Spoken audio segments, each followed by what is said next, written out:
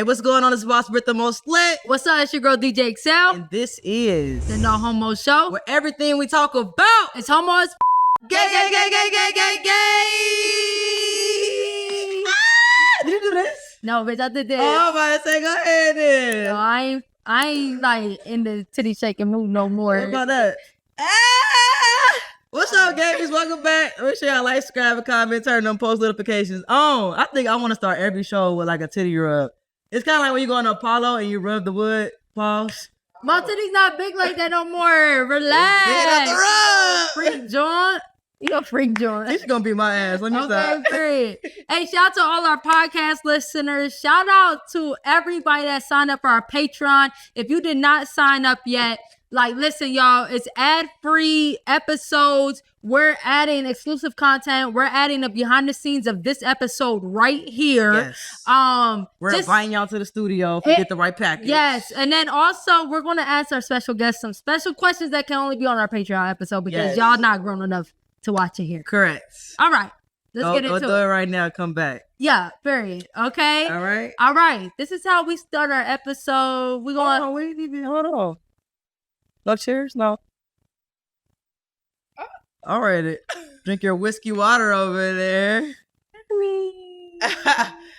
Cheers. Yes. So as y'all can see, we got a special guest in the building today, y'all. So I'm going to let you do the honors, okay? Please introduce yourself and let people know who you are and what you do. Okay. My name is Zuri, and I am an intimacy coordinator for TV and film and also a sex therapist and sex educator. Okay. She's keeping it very corporate from the introduction. She got her corporate little jacket, but like the little two-top shirt. Like, yeah, I'm corporate, but bitch, I'm an intimacy. Yeah. This is going to be an interesting episode. I'm looking forward to it. I think we're going to learn a lot up here today. Because, you know, this is like an educational, not even like, this is a educational platform. And we do it through entertainment, but it's very much educational. So we've been talking about having you up here for months. You know what I'm saying? Thank you so much. Yes. You're so busy. We had to chase you down. Yeah. You're so busy. No, like literally, easy. Literally, once I met you, which damn, I feel like this is not the first person that I met at the bar and had a conversation. Did I feel like somebody else? I don't know, but anyway, it was Jazz. Our lawyer. Oh, yeah. Definitely did. Jazz went into a whole, on the live No Homo show, went into how I met her at the bar and she checked to make sure that we was trademarked and basically she got us through that. But I also at the bar. Yeah. Yep. Welcome to the entertainment. Yeah. Atlanta. And I met you at the bar. I mean, like, we had a real like conversation at the bar. And you're telling me, I'm like, this is what you do? Yeah, we need you on the No Homo Show. Yeah, that's dope. Yeah, I appreciate it because that conversation has spiraled in the best of ways. So yeah, facts. So before we get into all your business, okay, Britt is excited. I can't wait. All right, so how we usually start the show off is with our Skittles and Riddles, all right? There's a riddle. It's a lesbian gay riddle, okay? And if you get the answer wrong, you gotta take a shot. And that's why I poured up a shot. Before we get started? Yeah, because I knew you probably wasn't gonna get it right. Oh, so my favorite color? I don't think anybody really got it right for real. Like one or two people. I'm gonna pick the yellow. Okay.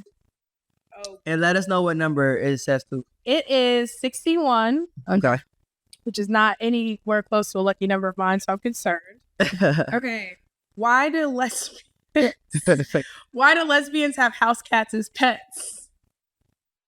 But this bitch got two. I got two of them. So, but it gotta be something gay. So we gotta think gay. Okay. Why do lesbians have? What'd you say? Because we love pussy. We pet cats.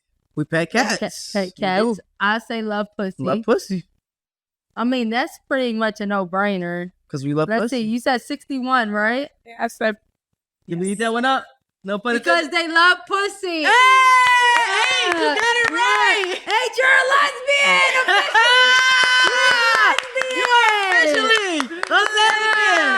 We have no cash prize reward for you, but you are that guy. He looked shocked like he won $1 million. I wish I had something to give him because the way he looked, he was like, me? I got that right? Well, out of celebration for age, We gotta take a shot. listen, also we got these shot glasses on our website. If y'all want them, we sell them in pairs. So yeah, take a shot. Y'all ready? All right. Let's get it. Damn. So either way, we take a shot. All right, toxic. All right. All right, Missouri. Look at her face. And you drinking whiskey over there, so shout out to you. A woman that drink whiskey It's like a boss ass bitch. You Sorry. smoke cigars as well? I don't, but I do drink. I drink a good tall boy too. A who? Tall boy with beer and whiskey. Oh, Tall boy. that's some. Is that a brand of a beer or is that No, what a beer a is tall called? boy like a Yeah, like gag, a 24 like, ounce. Everybody look at this. She like, giving real cowgirlish vibe. where you from? I'm from Roanoke. It's giving like I'm Ooh. from Roanoke, Virginia. Verono. Mm-hmm. I've never heard of Don't that. play Yeah, I like grew up that. on the Don't play champagne with of us. beers. What's the champagne of beers? Course. Miller High Life. Oh yeah, because that's what the WNBA was drinking when they won the championship. Oh, is that what that means? Okay. No. Yeah, the slogan is it's the champagne of beers. Okay, no, not. I don't know when you said is that what that means. No, Oh. when the WNBA won, the girl, what's her name, Aja? Yeah. All right.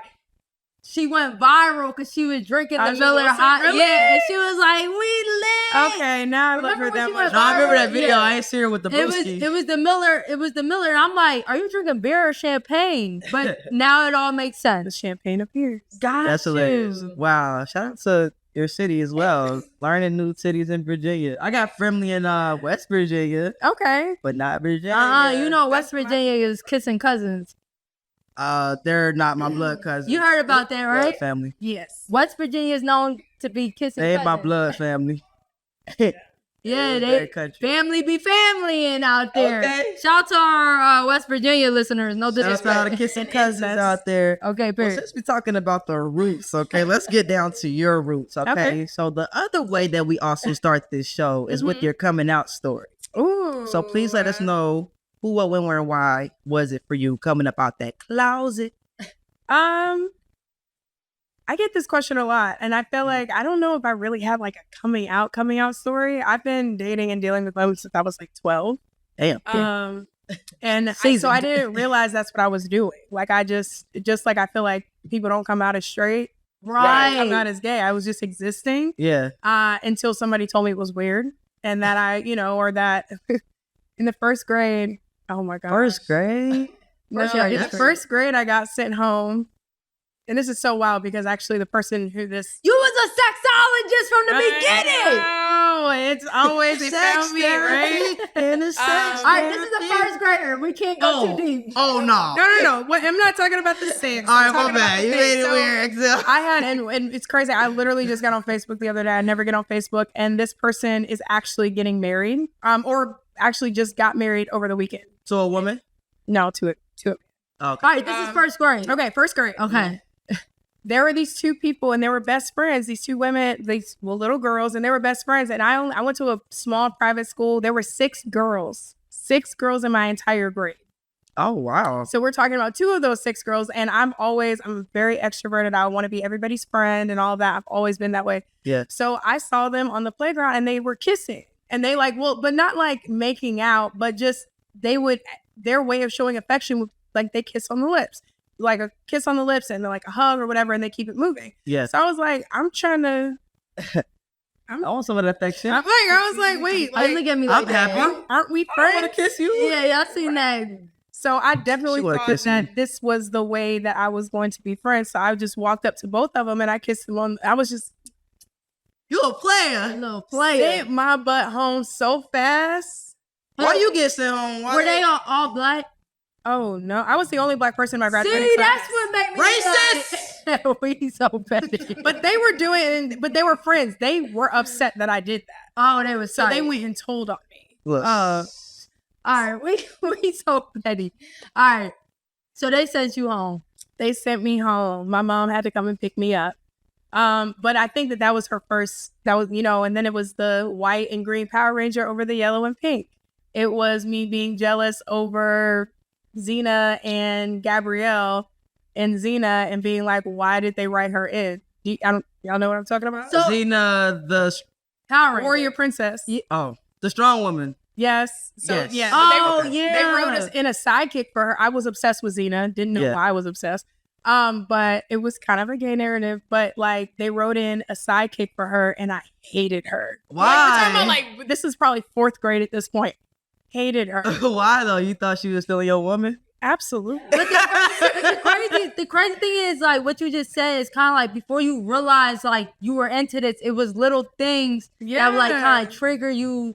Like, I don't know why I don't like this bitch, but, like, why is she here type thing. Yeah. That's crazy, Yeah. right? So I guess the coming out was Your mama knew this whole time. She was I got my heart broken. And at what Fire, age? girl. I was in college. Okay. I was like a sophomore, junior at Howard. And were you dating a man or a woman at the A time? woman. Okay. And I got my heart broken, and I didn't realize that that's what it was, but I was like not functioning as a person. And I called my mom, and I was like, there are so many things I have to do. I was in school. I hadn't registered. My classes were all messed up, all of this. And I was like, Mom, I need you. I was like, I need your help. And she came. And she was like, what's wrong with you? You like, and I told her, and I was like, my heart.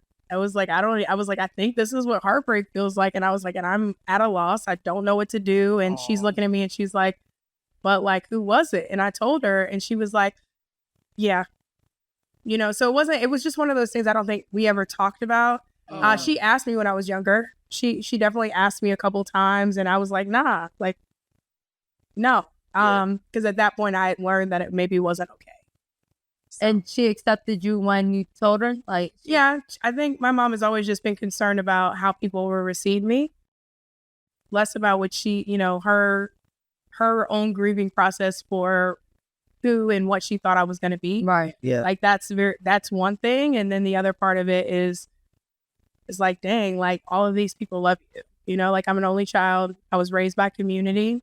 And it's like, are they still going to love you? Like, what is it? And then so it becomes this thing where it's like, if you don't have to say it, just don't say it. You probably can relate to that. You were the first gay person in your town, so I bet I hate your mom this girl. was feeling like, damn, my son's gonna be out there. I and hate I you. hope he's Shut okay up. out there on that basketball court. Outside of what you said, the crazy thing is my first heartbreak was in college too. Yeah. And I didn't go to college, so my first heartbreak was in high school. so like I had puppy love, and when I say puppy love, we was together for like 4 years. But my college person I was with in college, it just hit me way different, that breakup. So that's how I was like, yo, that's my real first love outside that puppy love. Like when you say like you felt lost, like yo, I was in my senior year, like last semester, and considering leaving. That's like, bitch, crazy. you're about to graduate in 3 months, but that 3 months, bro, I probably lost like 15 pounds. Damn, Like that first heartbreak, it hit different. It has different. Yeah, that's what I said. Like the real puppy ones. love heartbreak, like yeah, that shit hurt. It is Yeah. different. But that for wasn't my sure. first girlfriend. That was my first like real heartbreak. Yeah. You know what I mean? So I feel you. No, Yeah, my yeah. first heartbreak wasn't in high school. I'm lying. I was an adult. And I was calling my mom too every day. Like, mom, like I just drove by her headed to work type shit, and I can't see her. Stalker. No, literally. So all right, I went to college that was very small town, so like it had one main street. So like, and the crazy thing, I wasn't surrounded around a lot of gay people, gay community. What bitch? I'm sorry. Hey, I'm a bitch that ain't go to college, bitch. All right, this not for you. This not for you. I turned This not out for you. okay, y'all. I turned out okay for no All right. college education. Nah, she did. But anyway, like, no, that real, like, it be real depression. You know what I'm saying? Yeah. Even, like, not to make it, like, nothing deep, but, like, parents that, like, got kids that, like, 14 that feel depressed, and as adults, we'll be like, yo, you don't got no bills. Why are you depressed? No, take that shit serious, because no matter what age, like, when you feel that depression for the first time, it hits you crazy. Just like Yeah. anything else, like that learning in your, like, it's an entire body, like embodied experience. Yeah. And if you haven't experienced it before, you never know how you're going to react to it. So Yeah. did you get over your first heartbreak with some hoes?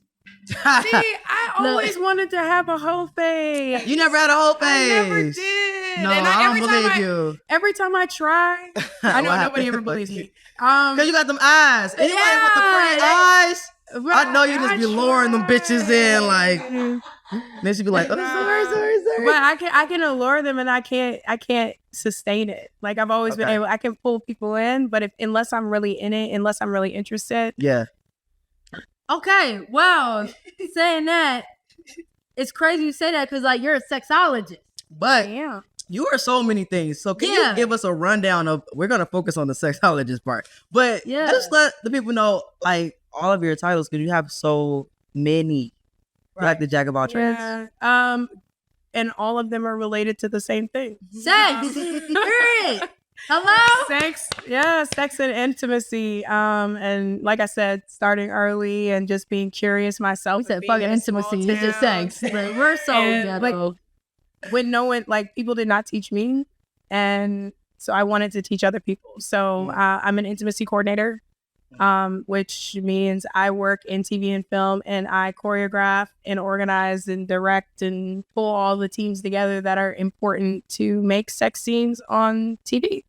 So in any like TV, movies, so that's my main thing now. And I'm done. And like P-Valley, I was the intimacy coordinator for P-Valley. Most recently, Reasonable Doubt, piano lessons getting ready to come out. But yeah, so the BMF. I was about to say, hello? Pop your shit, Zuri. You've been I don't know. It's a lot. Fair. It's a lot. But I am so grateful that I found it. Yeah.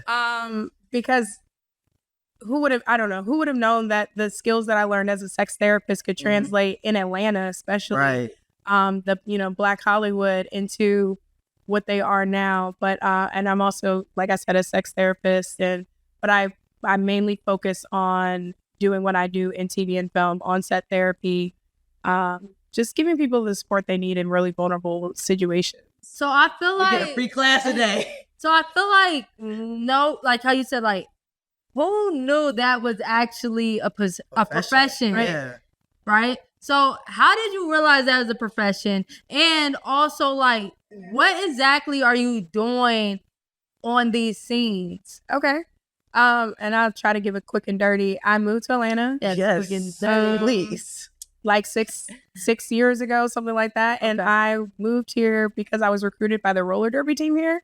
I played professional roller derby for 8 years. I told you this girl got 9 lives. Yeah, so I played, and I coached all over the world, and I played roller derby for 8 years. And when I was doing that and moving here and moving into this space where there is, like I said, Black Hollywood, a lot of people, we had a lot of guest skaters who would come and skate with us for a night or whatever to practices, and they were stunt performers. So they were coming into town because a lot of things were filming here. So they were coming, they'd skate, they whatever. And I was like, I want to know about stunts. Like, I want to know about. So that's how she got into this. So I went to a stunt gym, and I started training. Stunt gym. Oh, they said a stud gym. I'm like, what the fuck is a stud gym? She want to go. She wants to go there. Go ahead. But yeah, so I went and I started doing stunts, and my very first stunt was on a set. I ride motorcycles, so I was like I was booked as a lesbian motorcyclist for a movie or for a TV show, and I got there, and it was I'd never really done anything in TV. I'd never been in front of the camera. I've never been on set before, and I could just tell, like, being a therapist, that things were not necessarily how I would want them to be or how they should be. And it made me walk away from that and be like, who's supporting these people? I wasn't thinking intimacy. But the reason why it came up is because these people were nude or scantily clad. And I was like, who talks to them when they leave? Like, is there a therapist there? And I started researching on-set therapists and tried to do that and translate the work that I've been doing in Philly, where I moved from, to here. And eventually what I found was this woman her name is Alicia Rodas, and she was starting something called Intimacy Coordinator. She'd been doing it for a few months and was a response to the Me Too movement to create more safety on sets. And after, all the crazy stuff that was happening, all these things came out. It's like people are being asked to actually have sex, which is actually porn. On Yeah, or like and just or just not being supported. So she created a movement, and that movement created a job. And I reached out to her. She was also a stunt performer, because stunt performers are done with movement.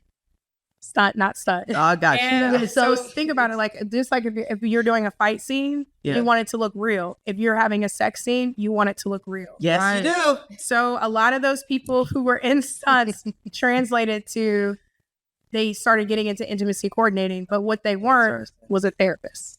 What they weren't. So if I'm working with Tay Diggs, Morris Chestnut, Channing Tatum. Come on. These are all people she would be a femme for. Absolutely.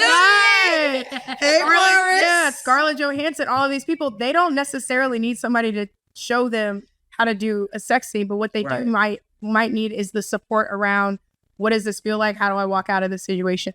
Yeah. You know, like, how do I check in? How do I check out? Let's map it all out, making sure that somebody else is in the room looking at all of these things. So that's what I do. So you asked about, so the part two of that, I do choreography.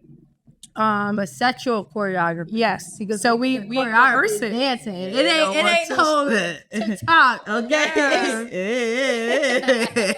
All of that. It's not improv. You know, I need to take that class after this. I wish there was a class. Start a class for eXeL. So I went to school for sex therapy. I was never, it's almost like going to school and being a doctor, and but you have a specialty. So you go for additional school before you even end up out in the world. You're doing a surgical residency. So what made you even want to do like I don't want to skip, but what made you be like, I want to do sex therapy? Right. And was that at Howard? No, I went to a school called Widener in Pennsylvania, right outside of Philly. Yeah. So it's the only school at the time in the country that had a certified sex therapy program. So I said certified. Yeah, I guess that's fine. Yeah. But so I went to do it, and so the reason why what got me into that was at the time, you guys, I don't think you all know this, but at the time I was a stud. She was getting up with the Bow Wow eyes. Y'all know Bow Wow trigger for Britt. If you know shut up.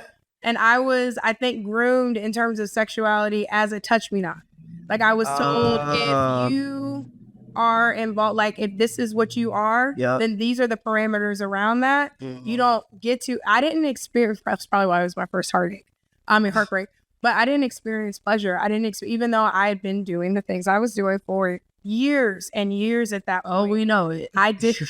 I had never had that experience I didn't even think it was allowed. Yeah. You know, so what I came out of that with is like, I wonder how many other people are being groomed that way, looking up to, you know, their older stud bros and being like, this is how you do the thing you do. Mm-hmm. So anyway, I went to school because I wanted to unpack that and give people who are more masculine of center and presented. I'm actually getting my PhD right now. Period. So I'm developing a therapeutic modality, and that's what I originally went to school for, and I just didn't finish my PhD, but developing a therapeutic modality that's actually based in trauma. Like the idea that being socialized as a masc of center woman in a certain way makes us resistant to finding our own pleasure. And how damaging that can be to your relationships and all of that. And also how that contributes to Black lesbians being one of the highest, having some of the highest domestic violence rates out of any other subculture of sexual orientation and identity. Black lesbian women. Wow. And it's because I think a lot of times we're not having those conversations about pleasure and giving people the space to what's a nut? They are. Yeah. Yeah, she's right there. The crazy thing is we do got questions about that, and we're going to definitely get into that. Hell yeah, we're going to get into that. That's dope that like you broke it down, like that's why you even got into that, because like so many things you don't know, like this is a career path, or like this is why like you approached that career path all on curiosity for yourself, kind of. Yeah, and just trying to crazy. Take care. I mean, I was already on my way kind of transitioning out of that space a little bit. Like I was very stud phase for a while. or what? I mean, it wasn't. It didn't feel like a phase. It was me for 30 years of my life. You know. So are you a vampire?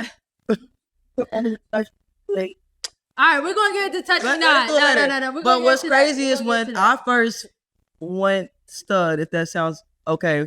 I was like, I wasn't touch me not, because I felt like it made me feminine. Like I didn't want you to.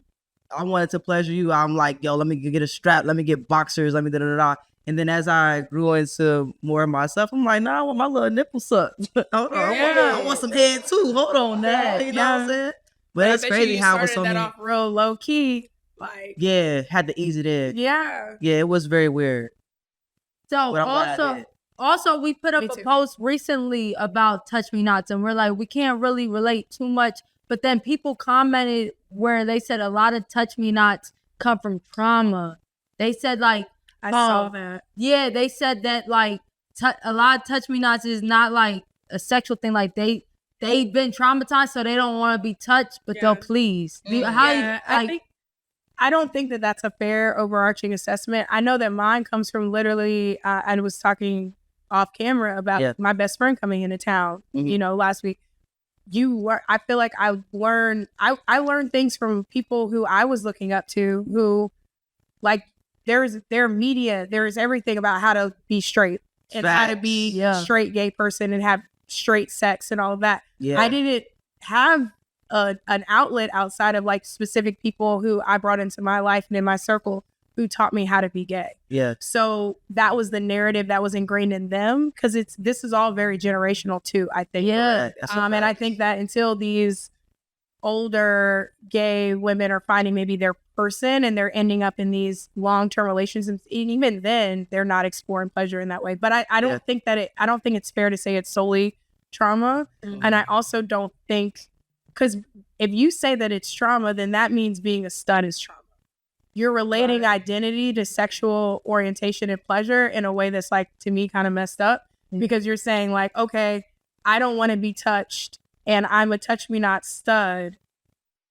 And so like, you're not saying that about femmes. Right. You know what I'm saying? So like, is it like, okay, so now I'm wearing men's clothes and doing all these things that would be associated with being masked because I have trauma? So you're not just talking about the sex, you're talking about an entire person. And you're taking away their ability to like, they have their own identity outside of that. And that's not fair. So I think it can be, but it could be a lot. It could be a lot of different, and sometimes like, and I had to unlearn this too in my quest to hope that everybody has pleasure, that it's not fair for me to decide what pleasure is for someone.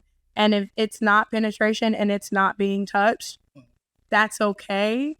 And it doesn't have to be, it literally doesn't have to be anything. Like people who are getting off on pleasing other people and stuff like that, then that could literally just be it. It doesn't have to. How do you please a touch me not? Like, okay. Like if somebody's dating a touch me not, what advice? You ask them. You ask them. Simple.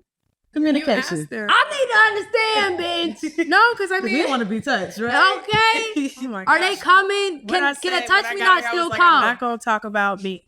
Talk about you. But I know that I was able to find my own level of pleasure and experiences when I was a touch me not. But I will say, when I stopped being a touch me not, that kind of pleasure was very different. I think it's the same thing of like masturbating versus somebody literally doing the exact same thing that you're doing when you're maybe touching yourself, and it feels entirely different. Go ahead. So she likes to masturbate. How many times a day yourself? No. How many times a day? No. First of all, that's not where I was. How many times a day? First of all, sometimes, I'm gonna be clear, sometimes you feel like you just need to busting up before work. Oh, early in the morning?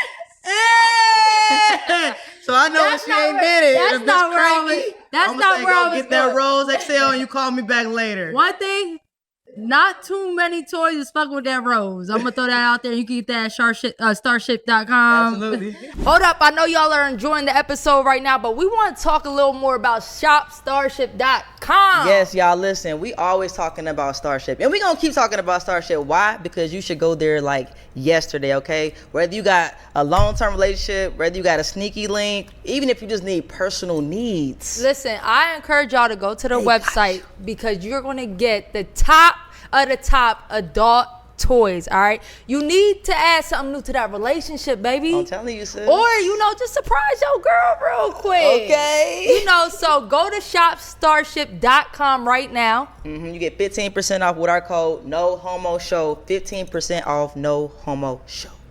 Hope y'all have a good night. Ow. Use No Homo Show for 15% off. But no, all right. So like what I kind of interpreted from what you said is like they still make themselves come, or like when you said masturbation, like they take care of themselves. Cause you said masturbation, like I was just using like they take care of themselves. Yeah, I mean possibly, but I was just saying I was talking about the different ways that we experience pleasure, like Right. and how if like you can experience different things. Like if somebody was using a vibrator with you, it's gonna feel different than if you were using it Of by course. yourself. So, yeah. But I think in terms of they could receive pleasure from what they're doing. But again, I think it just goes back to the communication of being able to be, and also sometimes I think what we have a hard time getting away from is this idea that sex needs to lead to orgasm, or it needs to have a punctuation. Punctuation. And like it could just be an experience, and sometimes not only like I don't want to say it's enough because then that qualitates and quantitates stuff, but that could be what they want when people are having sex. Like it doesn't have to mean they come, it doesn't have to mean they come to orgasm, and it doesn't make their sexual experience any less than. Okay, I so love that you said that. what's your opinion? What? Can you have can you have great sex without orgasm? Yes. Yes. Yes, you really can. I agree. You could be like, this bitch was a freak. That bitch was wet in the motherfucker. No, I really do feel like that. Cause for the longest, I used to never come. Never. Mm-hmm. I don't even remember the first time I came.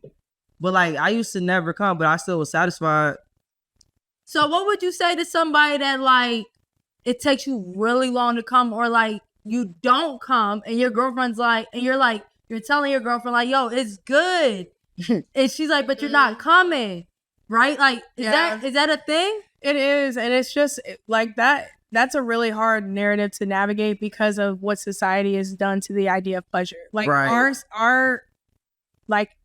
our entire sexual narrative is grounded in heterosexuality and heteronormativity. So if we know that sex ends, like it is ingrained in us beyond what we can even unpack. Yes. That sex ends when somebody comes. Right. And but true. The idea of that it was only ever about a penis ejaculating. Mm-hmm. It was never about any of us. It was our never straight about our bodies. audience It was is never like, about our yes. pleasures. It was never about any of that. Yeah. You know? So we have to dismantle that and unpack that and sit with that so we can accept the fact that, and we also, so on the flip side of that, there are people who are like, well, you didn't make me come, so this wasn't good. Right.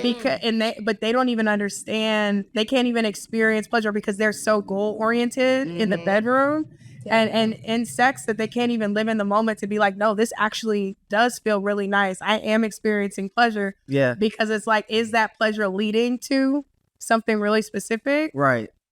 Okay, so let's get this. So I got some questions around this orgasm. Let me tell my card the correct way. Not your card upside down. So what advice do you have? Okay, so I know that's a different perspective that I've never heard in my life, and I love it. Yeah. But for people that are still stuck around wanting to have an orgasm or to give someone an orgasm, what are some tips you can give on how to give someone an orgasm?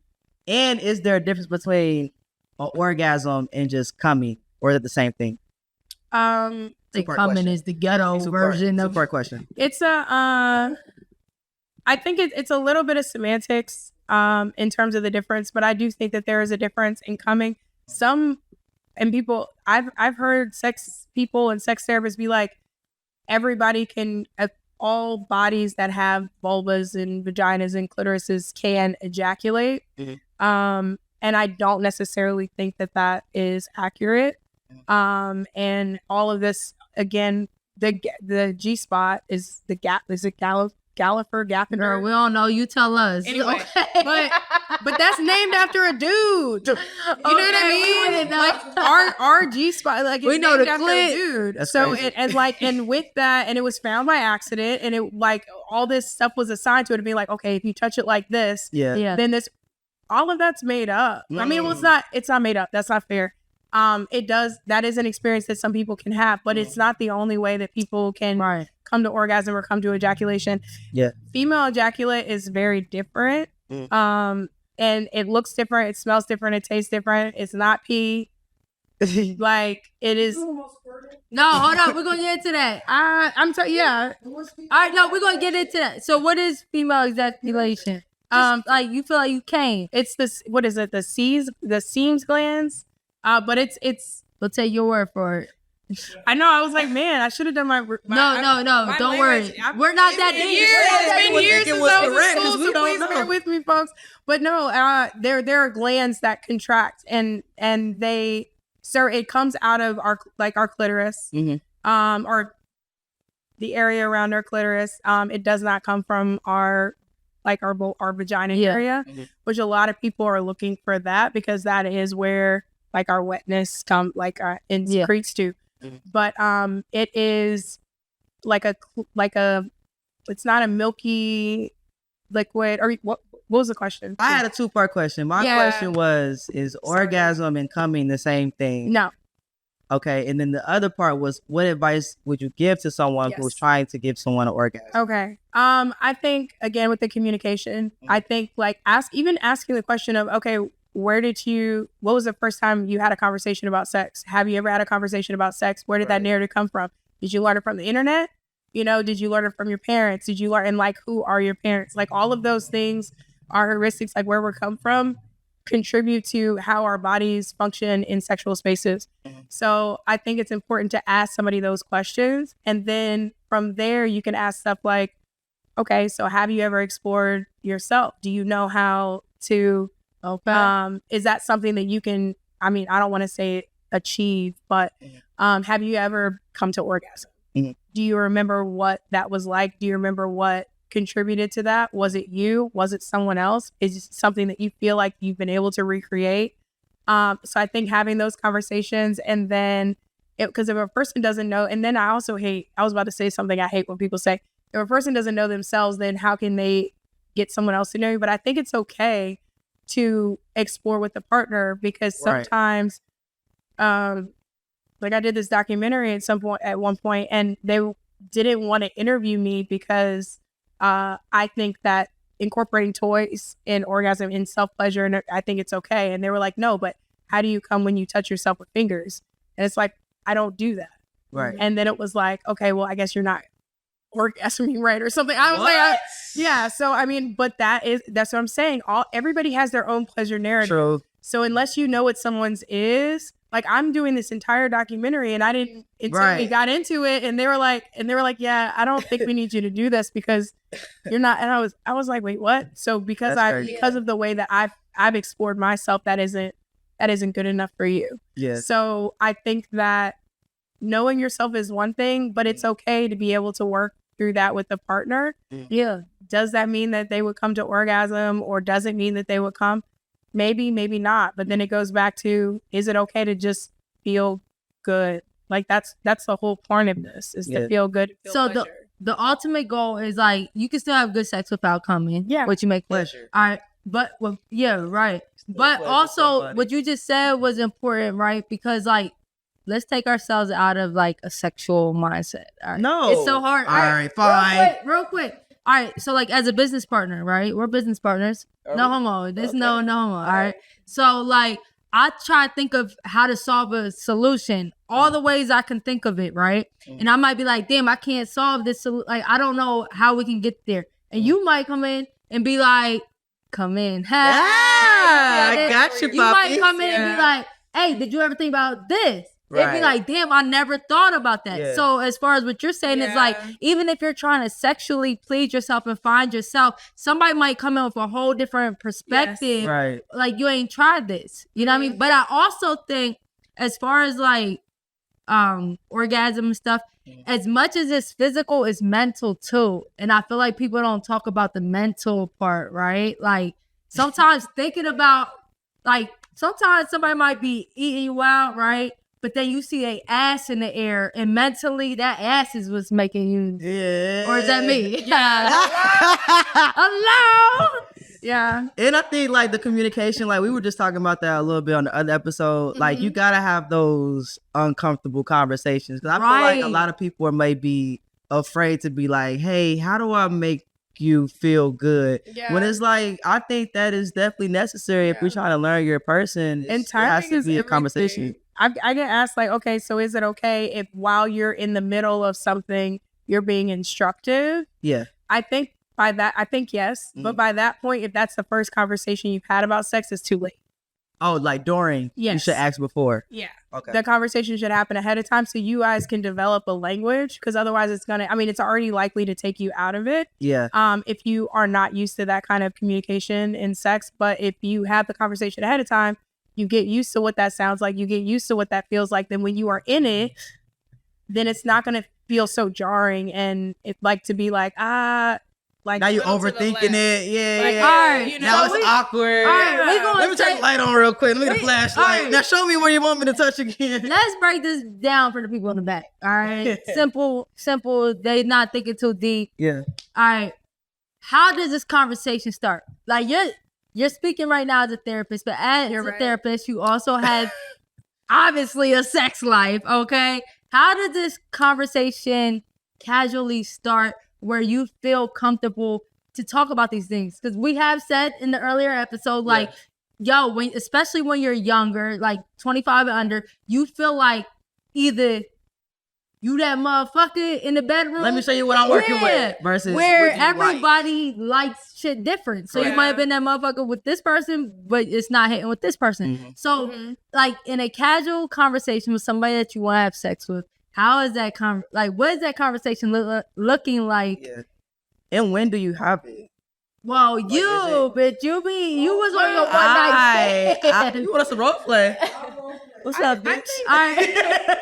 Hey. How you like that pussy? You want me to do that pussy over there? Yo. I hate us. Okay. Cause like first date, like you don't want to go I don't think you should be talking about sex first date. Hello? Is that okay to do? It depends on what the date's for. Cause you are free. Might be a sex date. Might be a sex date. So it depends. Like if you also sex date, like some people are more particular than others. So you know your body and you know that you have some really specific no's and yeses, especially if you have a lot of no's. Then you should communicate those things off rip. I think otherwise it's a development because I think it's okay to kind of, if you're going in for your first time, to let things kind of organically play out. Yeah. And then so I don't want to hear your whole list before we have sex, and now you're gonna have me in my head. Exactly. I'm gonna be like, exactly. Did I lick the side? I'll be like, I don't even want to do it no more. You got too many rules and regulations to that pussy. Something as simple as like people talk about it and it's like, oh, I like things really, and they get really specific about it because, and they're like, I like this specific act, and then you're thinking about, okay, well, how many people have done this? It gets real complicated. Get in your head. Right. So if you make it really general, and it's just like, I like really deep, or I like, I like 2 fingers versus 3 fingers. Hello, now we talking. So, hey, you thought I'm where they now we talking for nothing. Like now we talking is keep it really general. Make sure it can't be linked to anybody, especially like in these queer communities that are so small. People know who you fucking. Excuse me. Yeah, we're like, don't say it. You can fuck. You probably fuck. Yes.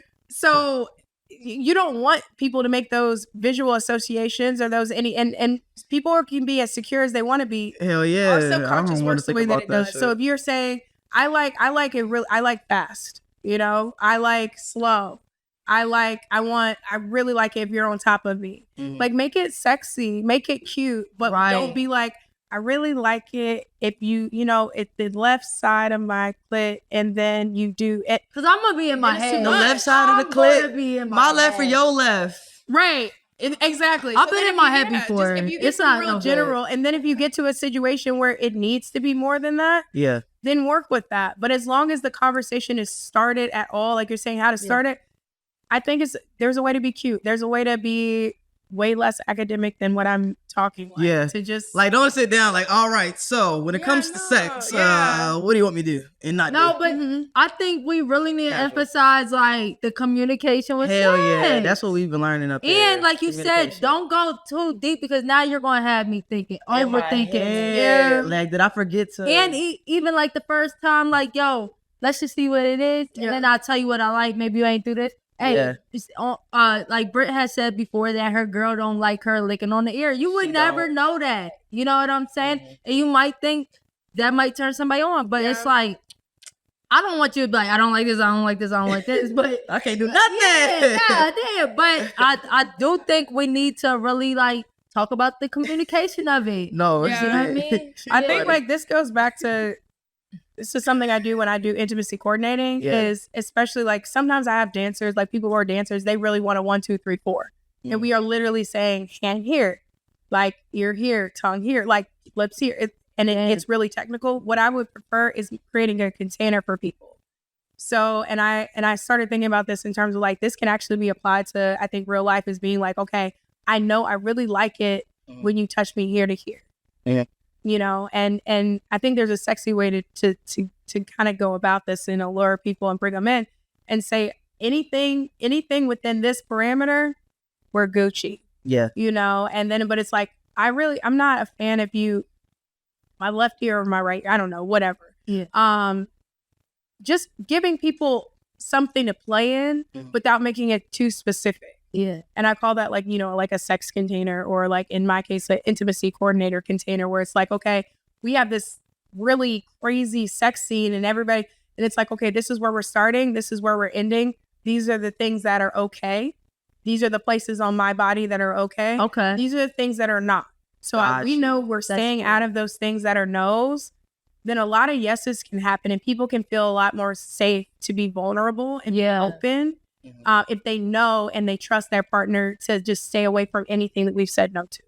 I like that. I like that. Sex container. And the crazy thing is, I already know from right now that we gotta have like a. Don't look at me like that. That we gotta have like a part 2, 3. Like you can be a continuous guest. You know what I mean? But like as far as like with the shows, are people really turning people on? I mean, like yeah, so part of my job is to work with the wardrobe department and figure out what we can do to contain people's body parts. So there's never a point where any actual sex could even happen because people are not actually fully nude. So we tape down genitals. I use a lot of actually gender affirming things from being in this community. So tuck kits, to keep things.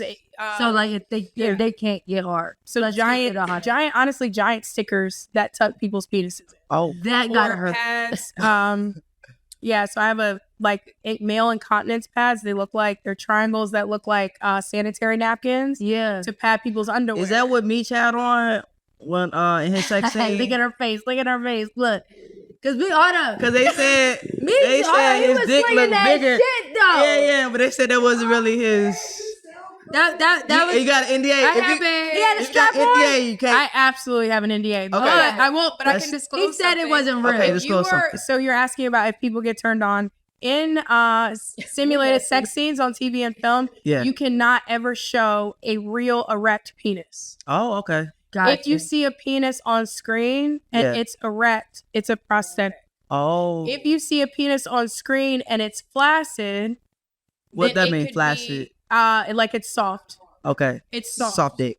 So then it could potentially be a prosthetic or it could be part of that person's body. That's some bullshit. But so you can show it soft, but you can't show it hard. Because think about it, like if you live in TV and film world, you might do a take, you might do a scene for multiple 3, 4, 5 hours. Like, this thing ask done went anybody. down. I ain't even excited no more. So you can't act like that. Okay. That goes outside of the perimeters of what we can ask people to do.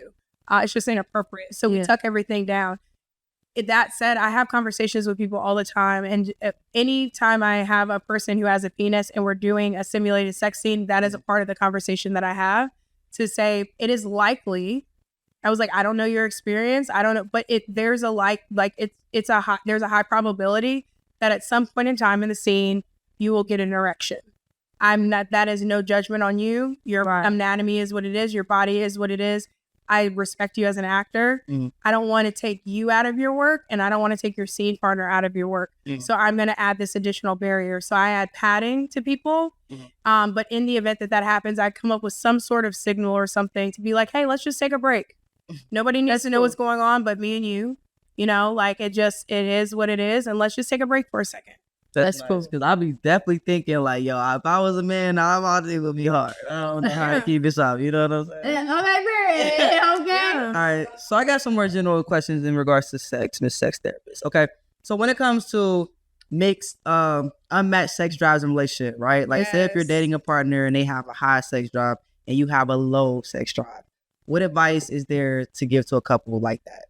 Well, firstly, I hope you've talked about it and that you aren't just dissatisfied. I think that the biggest thing is like when that happens, that imbalance, and it could be sex drives, it could be literally anything. A lot of times relationships fall apart because people are speaking different languages, right? And so when it comes to our sex languages, we have to learn what that is and communicate that to each other. So I think that's the first thing is like, have you even asked your partner, because you're over here like being like, yo, get your hands off me. Why are you like, you're a hornball. Like, what are you doing? Okay. That's gross. And I could hear girls saying that. Yeah. But by the time you get there, you've thought that so much before. You've built up an animosity towards somebody that you love and care about. And that's not fair to them. Yeah. And just like this other person is over here like, okay. And that's usually the person who is on the flip side of that, who like has a really high sex drive. They're dealing with navigating their partner's low sex drive and also societal expectations and norms around. They're questioning themselves. Am I being a horrible? Like, am I being too much? Right. Is there something wrong with me? Or actually both people can be thinking. But if they're not talking about it, then it's a wrap. I think, but like to answer the question more directly,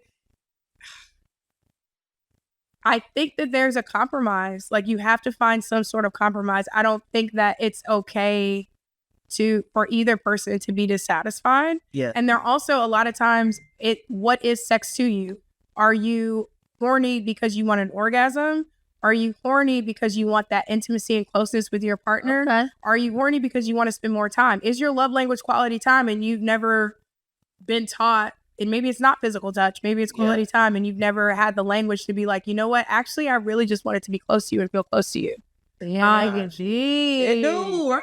No, that's why like I said before, like communication in a relationship, like people say, you hear all the time, like what's the key to keep you hear communication, but no, it's communication like that. Not like, hey, I'm not happy with this. No, it's like really deep on even you don't realize you feel this way, like how you said, like like even though I might want sex all the time, damn, it's not because I want to come all the time. It might be like I want to feel important or I want to feel like this, and people don't even think about that.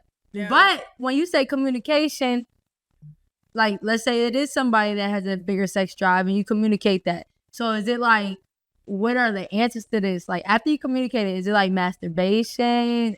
Or is it like, that's the thing. Usually when somebody has a higher sex drive, people are like, well, why don't you just masturbate more? It's usually not about the orgasm.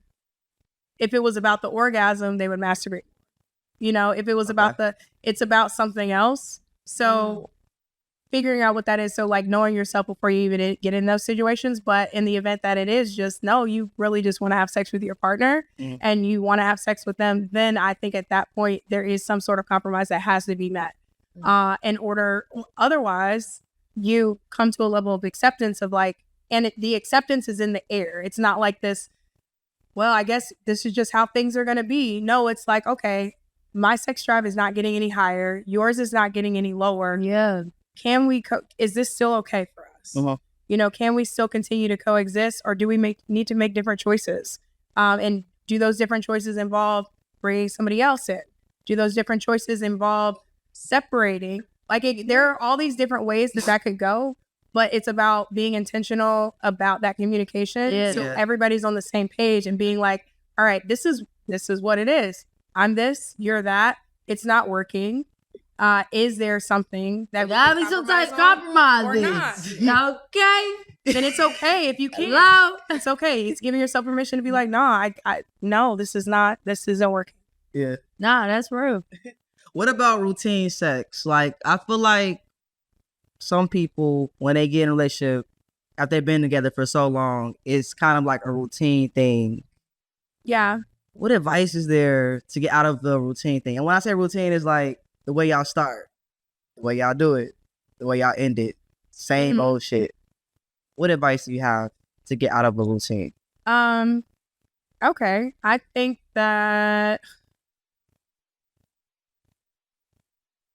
if things have gotten mundane, I think that speaks to our limited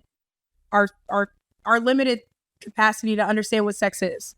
Okay. So I think exploring other things, because sex is boundless. Like, there are so many different things that you can do. And I think when things get very routine, I also want to know, like, what else in your life has gotten mundane? What else has gotten routine? It's not like people try to separate and be like, oh, well, sex is now routine, and they're not thinking about literally everything else is too. And people are like, oh, I need to spice things up. That has so much negative connotation and also hetero connotation around it that I feel like you want to stay away from that language. But it's like, what can we do to expand this? Like, if we want to. And give me that wax, baby, on that candle, bitch. Pour it right here on me. I hate all of it. Yeah, I mean, if you want to bring in any of those things. So somebody, let's say do you counsel couples? Not anymore. Okay. So, like, let's say a couple came to you and said that's where they're at, and they're like they've been together so long, it seems so routine, kind of bored. It's giving most lesbian. What would you? Lesbian bed death. Lesbian bed death is a real thing. Yeah. What's that? Lesbian bed death. Explain it. It's what you all are saying. It's like things have either become mundane or they're not happening at all. Yes. I've gone through that in the past. And how would you explain to get over that?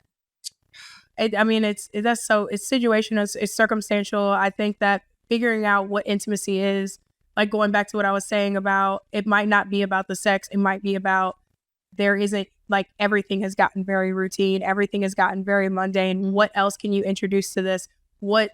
How can you disturb this? How can you stop the monotony? Yeah, I guess. And then so I would say that first. But a lot of times, it's just, I feel like I'm trying to make it spicy, but you don't gotta make it spicy. There's not a real spicy answer here. I think a lot of times help the people out. No, a lot of times it's the things that are not happening. Like, you need to be having those conversations, and usually it's not because of the sex, and it's because of something else. And it doesn't have to be anything bad. It could just be, we've gotten really busy. I've heard people, and I've suggested to people to schedule sex. Is there a problem with scheduling sex? I don't think so. Bitch, Friday I'm free. All right. So what does this look like? All right. Cause this is all right. I'm just cause I heard of scheduling the sex before, right? So it's kind of like a little awkward when it's like, all right, we know that this is coming. Like, this is the ultimate goal, right? So, like, how do we do dinner this sex this Friday? How's that sound to you? Or is it like, yo, get out your head. Hey, if y'all ain't have sex in a minute, fuck it. Yeah. You plan it, and it is what it is, but at least it's having something than nothing, right? Yeah. But then it is like an awkward thought of like, it takes away from being spontaneous, I guess. Yeah. Yeah, and sometimes that's the point. And you never know why people what's the point? The point is to take away the spontaneity and make it scheduled. And that could be a lot of different, but I know we're all over the place.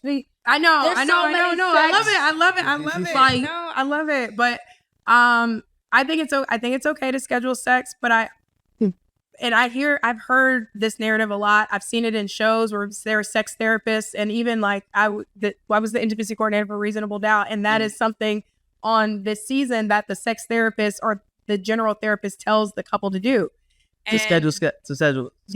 They said he was like, you need to work on your intimacy, scheduled sex, go on a date, and then go home. And they got too drunk and they didn't have sex. And then they went back to their session the next week. And the therapist was they felt like they had failed. Damn. You know what I'm saying? So I am not somebody who would ever tell somebody that. What I would do is say, be a little bit more intentional about your intimacy. Yeah. Make a date night. And make that and that can be a little bit more open-ended. It relieves some of the pressure. And the hope is that sparks something in you if you feel like sex. And it's also okay to just be like, sex is not that important in my relationship. It's really not that serious. It's really not that deep. And I'm super happy. And not let society be like, but you're not doing the thing you're supposed to do. Right. No, there's no supposed to. You make your own lane. And then again, but it goes back to talking about it. Yeah. Don't just let it be the elephant in the room and y'all are just not having sex. Right. And both of y'all are fine with it. But people don't but society's in your head of like, are we okay? Is our relationship falling apart? Is it? No. And then you have a conversation. It's like, we're not having sex, but I'm okay. Right. Are you okay? Mm-hmm. You know? And it doesn't have to be all. No, that's a fact because I watched the podcast and it was with a man, but he was like he does a lot, you know what I mean? So in my head, I'm thinking like, yo, this is a very busy man. And he was saying something and he was saying like, basically like, yeah, at the end of the night, like every night, just know we fucking.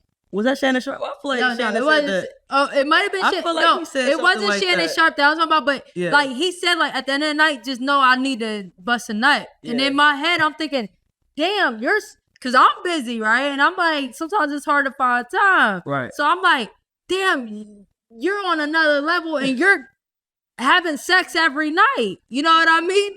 But watching, than me. Yeah. But watching that could make you like you could be perfect, like how you said, you could be perfectly happy, maybe having sex once a week, you know what I mean, once every 2 weeks, whatever. But watching that might make you feel like, I ain't doing my job. Yeah, and fuck that. I value sleep. I value 30 minutes of TV sometimes. Like, I'm cool with not doing that, but really, like, if you watch the show, you want to. How you talking about like this, like how society influences you? Like, it's so important to communicate because I'm literally thinking like, bro, how do you even want to have sex every day of the week? Because I'm like, yo, sometimes I enjoy laying the fuck down. Absolutely. I don't even want to. Yeah. Like, I want to lay the fuck down. Yeah, and you should be able to say that and not feel guilty about it. Yeah, but that's where all that, and I think when people say communication, that it doesn't get emphasized as much as like how deep you need to get into it. Because even like, we all been through a lot of trauma, like even just growing up, that we don't even realize it, like that we've been through shit. You know what I mean? Mm-hmm. And so like, it's hard to communicate some shit. You don't realize that it's like deeper than like, you know, surface level. You know what I mean? Yeah. All right, let me get your perspective on this. This is a very debatable question that we always talk about up here, okay? Mm-hmm. Like, she wanted the police always come on No Homo Show, all right? And what's crazy is she kind of had this question, all right? So the question is, if you like strap, you like dick.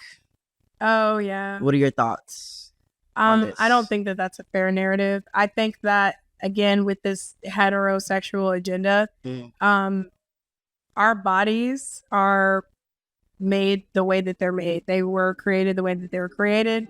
Hold on. The sex police is coming. They're coming to get you. Lock her up. She's giving out too many secrets. We're so ghetto. Like, we all have, like, anybody who has a vulva, who has a fully developed vulva, has like a vagina. Like anybody who has like anybody who has those parts and they are fully developed parts. They have a clitoris. Yes, they have a G-spot. They have labia. They have, you know, labia minora. They have all of these things, but they don't necessarily have to function the same way. I feel that. But if they, you know, but they were created. And I don't want to like feel like this is getting me. Let's not get me canceled. You're not getting kissed up here. No, but penetration. Our bodies were designed for procreation, right? Like, and then that's a we're supposed to want to stay here. We're supposed to want to be on this earth and continue for generations. That stuff is a lot. It would be really difficult to kind of remove the idea of that. So I'm saying that to say our bodies were made to be okay with penetration if it's okay, girl. I'm like, okay. It's not the corporate world. This the underground. This the underground. This the black internet right here. The dark side. Okay. Pleasure. It's okay. Like our bodies were designed to receive pleasure in a very particular way, so that we enjoy the idea of continuing our life on this planet. Look, I'm gonna say this to make it a little easy for you. I like 2 fingers. That don't mean I want to DM me. Yeah, it doesn't. Yeah, and that's okay. And that's what like I hate when she being modest. She likes 4 fingers. All right. I mean, there's a whole fist to be had. No. A fist? No. It's crazy. Is it? It depends on how big your hands are. I would feel so bad putting my fist in anybody's vagina. Can we go into a Patreon clip right now? Can we go into a Patreon clip? This is exclusive. This is not going to be on YouTube. All right. So what do you think about fisting?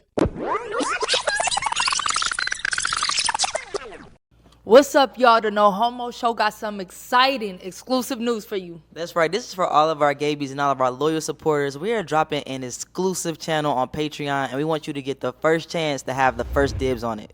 Listen, we're going to be showing you exclusive content. We're going to have a community group chat to talk about some things we cannot talk about on here. Okay. What else could we tell them? Okay, we're going to give them access to our studio. Hold on. So some of y'all are going to have access to our live interviews in the studio. Yeah. So y'all going to pull up and y'all going to meet and greet, and we going to get into these people's business. Yeah. You might even have a chance to ask them a question or two. I think you should sign up today, y'all. Yeah. Also, we're going to have a Guidance from the Gay God chat once a month online, so we can talk about y'all problems in person. In real time. Because we got to get y'all this advice, y'all. All right, but we're not going to tell nobody about this. This is only with us gabies in the community, all right? So go sign up for it right now. We're super excited. Let's go. Let's get it. All right, so proper way to give head. Period. A lot of people don't know how to give head. What tips can you give to someone that is struggling and learning how to eat that box? You're going to be mad because you already know I'm going to like circle back. And I'm going to have words before I actually answer the question. Yeah.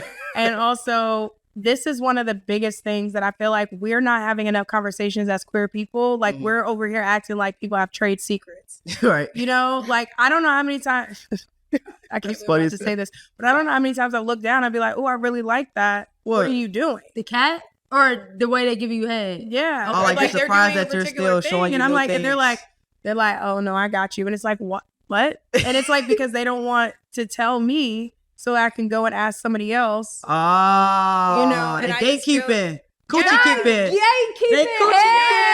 They coochie keeping. But I mean, I feel like it's universal because it's like there's a skill set associated with sex that I think that as a result, we're not having enough conversations about like, okay, yo, I figured out this thing, I do this thing, and like, you know, I really love it.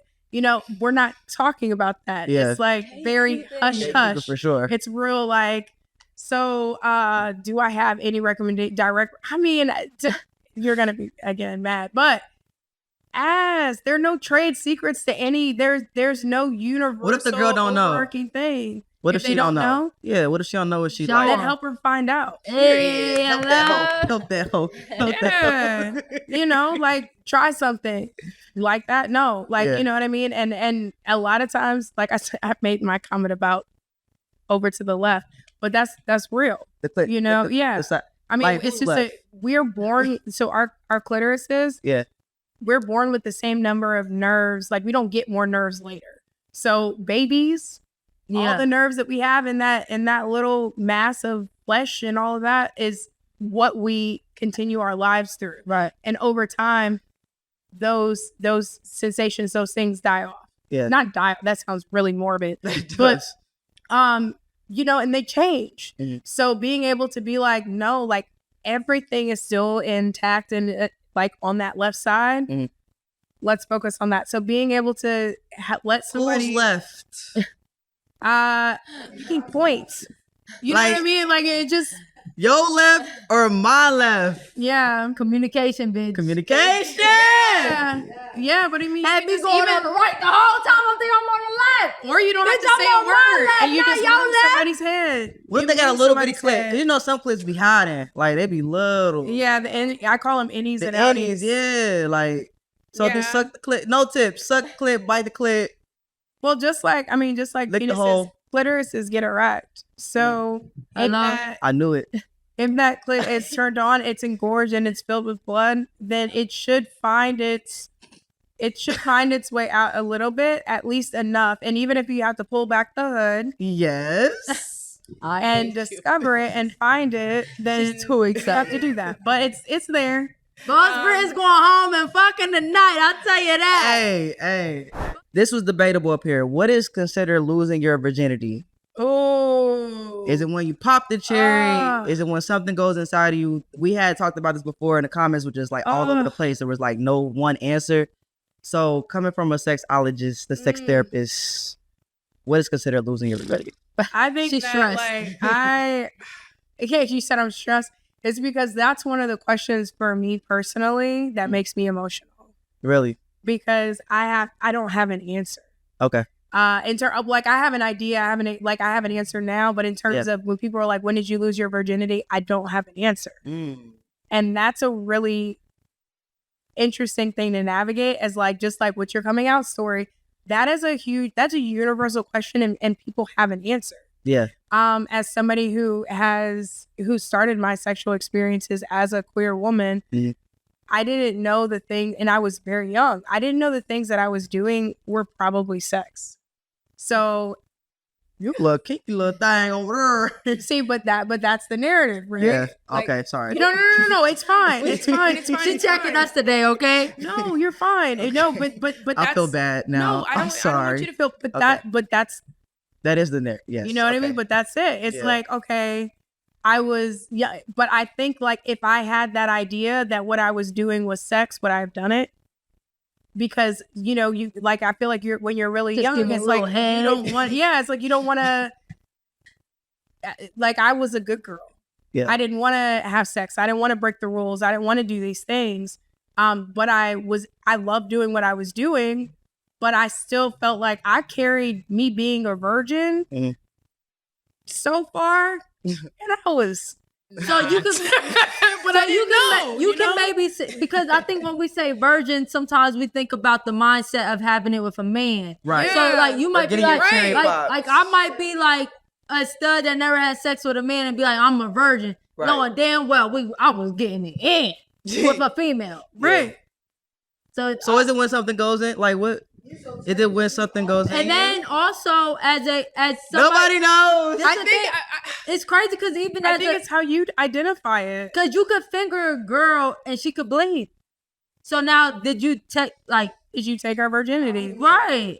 Popping the cherry. That's what I was always taught is whatever it is you use. Yeah, pop your cherry, like, you're not a virgin. People bust hymens riding bikes.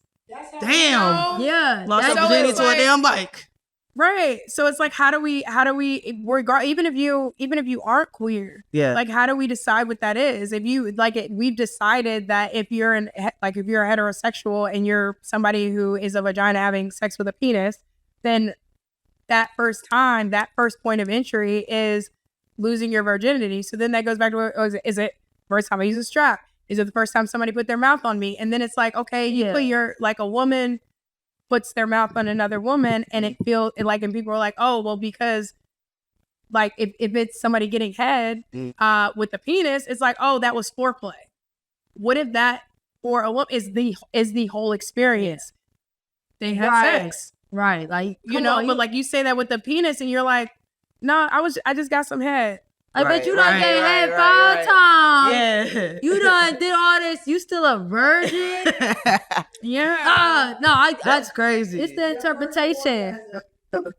But you can orgasm orgasm, yeah. What if you never have an orgasm? But you can make yourself orgasm too. Exactly. So you took your own virginity. Nah. It's oh my God. It's layered. I think it's emotional. Yeah. Like I think it's layered. I think it's like I think people kind of know. Like I mean, except for me, but I think if you go back and it's like, okay, when did you? For me, I decided that my story about losing my virginity was when the first time I decided and I was intentional about having sex and I made the choice for myself and I knew that that's what I was doing. I feel like anything to that point, if that wasn't my intention, if that wasn't the way that I was thinking about it, yeah, I was doing these things, but I can't consider it losing my virginity because when I did, it was like, we're losing our virginity. Like, you know what I mean? It was a conversation. You about to have these girls call themselves virgins again. Like, you know what? I don't really consider that time. It meant nothing to me. I'm actually still a virgin. So I know you got another question. Yeah. But this is a great guidance from the gay gods question that actually follows this. Yeah. And then maybe we can add your question at the end. Okay. All right. So just because it's related. Yeah. So people write in to our show. Yeah. And they want guidance from the gay gods. And today, you are the gay goddess, okay? Guidance from the gay god. Guidance from the gay god. All right, y'all ready? They said, hey, boss Britt. I have a serious, kind of heavy question I'd like you to ask the gay community, and please keep me anonymous. Follow. But it's weighing heavy on my heart. Is it okay to say you're a gold star, which is a gay virgin, right? You're psychic too? All right. If you've been raped, I like to try to get some views from the gay community in the most respectful way because I know it's very, very triggering. And because sex should be about love and consent, kind of what you said earlier, all right? And it's no one's business about your trauma. And I like to know what y'all think respectfully. And they say, God bless you. And I'm a big fan of you and DJ. Okay, first of all, DJ eXeL. But I love you for that. Okay. We love you. But this is a real question and it's very on point to what we're talking about. Can you still say like, yo, I'm a virgin, I'm a gold star, which basically you never had sex with a man if you've been raped? So firstly, thank you for the question. Like whoever's question this is, I think it's an important conversation. And I think that just like I said, I got a little emotional when I get asked that question, because and for me personally, I'm going to take the sex therapist's hat off and just be a person. Right. I think my human response to that is, if you can find it in yourself to give yourself permission to make a choice of when you feel like you're losing your virginity is. Because societally, when we're talking about, we want to get technical and clinical and all that, then we're leaning into the doctor side of things. It's like, when did you break your hymen? When did you do this? When did you do that? But the question comes from a societal space of having these conversations, these collective conversations about when you lost your virginity. And to me, in those social spaces, you get to choose what that is.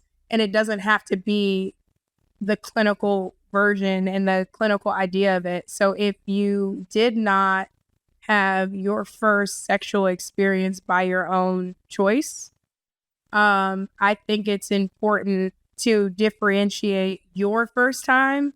Your first time was the time you chose to engage in that sex or sexual activity. Anything outside of that, it can be labeled as so many other things, but I don't think it's fair to you and your experience to hold on to it as that being your first time. Right. Now that's respectfully, like, I can't imagine somebody have been raped and be like, I can't say I'm a virgin. Yeah. No. And that what you didn't give no consent. It's not something you wanted to do. Like, that's crazy. Yeah. You know what I mean? So I love that answer. And I do think, like, ultimately, even what we were saying before is really about what you consider losing, when you consider losing your virginity, you know what I'm saying? And like what you consider having sex, you know what I mean? Yeah. So, and I'm obviously not going to say names, but not to tell anybody's story, but I know of a stud, a gold star stud who was sexually assaulted. And the result of that assault was a pregnancy. Wow.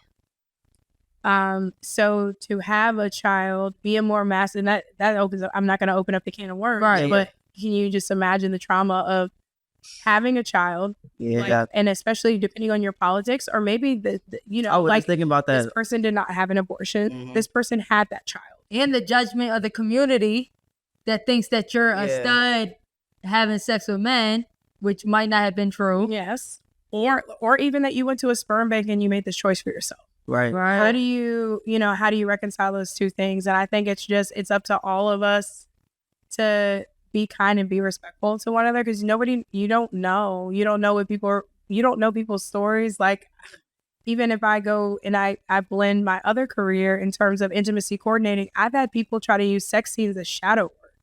So I don't know I'll keep it brief, but in the event that you've had trauma around a sexual situation and now you as an artist are being asked to recreate something, you're being asked to do something that no one else knows but maybe me, because I'm the intimacy coordinator. I'm going to you and I'm having these hard conversations, and you're looking at me and being like, I can do this, and also like I was raped or I had sexual trauma around this situation, and I'm like, okay, let's change it. Like, you know what I mean? I'm like, okay, let me go back to the writers. Let me go back to the producers.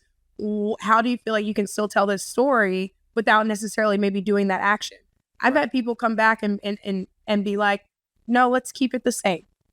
Because now I get to take ownership over it, and I get to choose to do it the way that I want it to do it to begin with. And I want to recreate the situation for myself. Do I recommend that? No, it's terrible. 0 out of 10. But it's something that people do, because then they get to write their own story. They get to choose their own way that it turns out, and they get to get that control back over what they didn't have control. Damn, and that's a perfect scenario to show like the importance of your job on scene. Because it's like, if there was not a you and they're recreating a rape scene and somebody been raped, you don't know how triggering that is to that person. So that's intense. Yeah. Is this a misconception? As a sex therapist, your sex gotta be fire? Oh my gosh, yes. Are people intimidated? I think that it's made me more vanilla, because I don't want, like, this has been my whole life, my whole world. Even before I was an intimacy coordinator, sex therapist, like all of that, sex educator. I think that I have the skills in terms of communication to say all the things that I've talked about to this point. I don't shy away from those things. Right. But does it make me a master of all things? Nobody can be the master of all things, because every person that you're with is different. So if you're a master of learning that, and I think that I'm that. I think that I know how to ask the right questions to get to have people be comfortable and get to what they want. But do I have like a special skill set or something like that because I've studied it? No. People probably hella intimidated. They gotta be intimidated. Yeah, I mean, I've been single for how long? I've been single for how long you been single?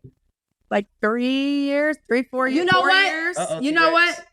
She is gonna be what? My Valentine's Day. Oh, blind date. Yes. Yeah, we'll do it for you. We got you. We got you. We're gonna put you on a blind date. Yes, we got to. But look, we gotta bring. But the crazy thing is, you answered it. You answered it perfectly. Like, and I can believe it that you mastered the communication and the whole. And that's the most awkward thing to talk about. I swear, has been the communication. That's so you said that so like so much. Professionally, like yeah. Look, they about to get some tonight. They about to get some. They about to say communication. Yes, they about left side, Herb. Left side. I don't know why you saying left what side. You realize is like even straight people like tuned in. This is the same thing. Like y'all going through the same shit. Yeah. So thank you so much. And I know outside of the it wasn't that bad, right? You didn't have nothing to be nervous about. Outside of Valentine's Day special, we gotta bring you back for it. We gotta bring you back for another episode because I feel like there's so many other questions, and even people in the comments leave leave questions because we're gonna bring y'all back. got some questions. All right, so thank you so much. Thank you Thank you, so Zuri. much. Truly. And Thank you. we're gonna get you on a Tubu movie or something. All right, we ain't got the budget for that. Whole lot of gay shit. Whole lot of gay. I like that. Boss Britt, we certified, and DJ eXeL.